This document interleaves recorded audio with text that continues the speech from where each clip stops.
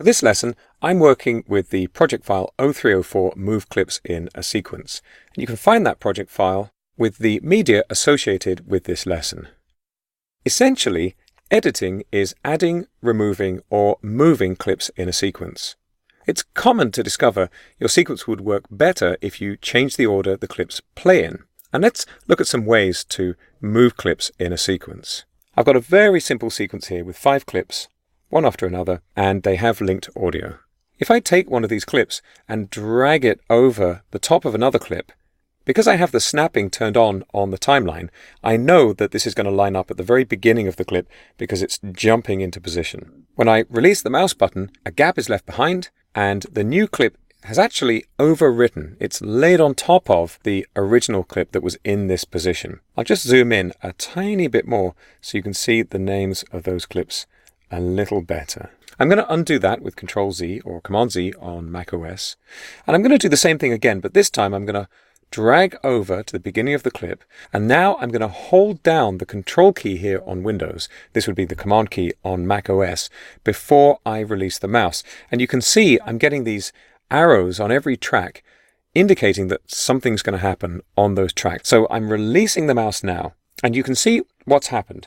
I still have a gap where the clip was before, but now the whole of the kids rolling a tire shot is intact. Premiere Pro has inserted the Temple from Above clip. And these are really the two ways in which you can work with clips in a sequence. You can overwrite, replacing the content that was there before, or you can insert, pushing everything out of the way. Because just as the kids rolling a tire clip has moved out of the way, so has the next clip, People Shelter from the Rain. We've got the gap that was originally there. I'm going to navigate over a little bit so you can see it. And that last shot, everything's moved along in the timeline, including the gap that the clip was in originally. Now I'm going to undo that and just scroll over a little so you can see all of these clips. The timeline panel has a linked selection mode where you can turn off the linking between the video and the audio parts of clips for everything in the timeline panel.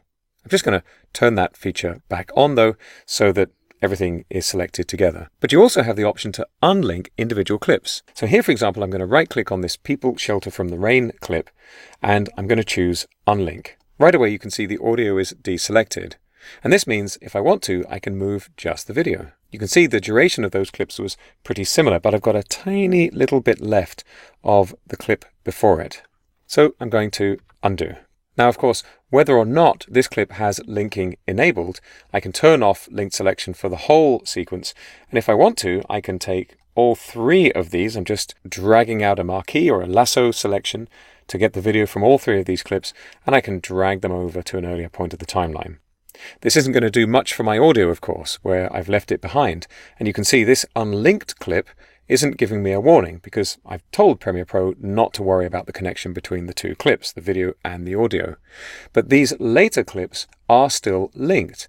And so although I've turned off linked selection, Premiere Pro knows that there's a 2-second and 11 frame gap between the positions of these video and audio clips. So I'll just undo again with Control or Command-Z, and I'll put linked selection back on. We can also break clips into pieces. This clip was just a little too long for my purposes. So I'm going to get this razor tool, and with the razor tool, I'm going to click round about the middle of the clip to separate it into 2, and then I'll get my selection tool and drag the clip over to overwrite the beginning of that kids rolling a tire shot. But I've got a problem. If you recall, I turned off linking for the clip, which means when I clicked with the razor tool, I left the audio behind. I'm going to undo again, and now I'm going to select both of these. I'm going to lasso across them or marquee select across them, right click and choose link. Now Premiere Pro knows that these 2 parts of the clip are connected. So I can go to the razor tool and click, go back to the selection tool, and now the audio comes with the video. Now you can move clips around in a sequence in a number of ways. As long as you remember time moves from left to right, you can plan your sequence for maximum impact.